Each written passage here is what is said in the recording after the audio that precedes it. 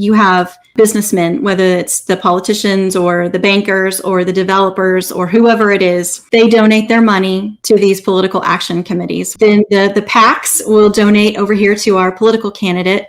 And our political candidate has been pushed by the lobbyists like Bobby Stem's group, the Developer Association.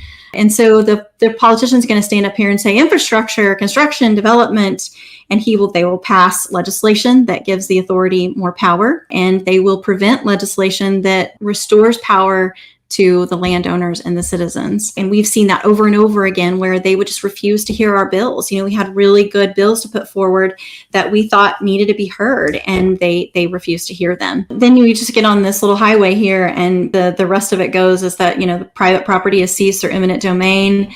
They build the turnpike.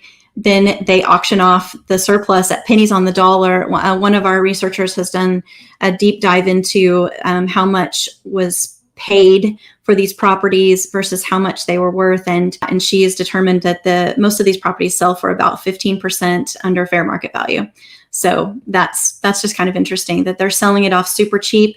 And most of the people who show up to buy these properties are the developers, the politicians, the bankers, the people who are in the know. And then the developers then are going to turn that property that we were forced off of into huge profits. And so it kind of comes full circle for them.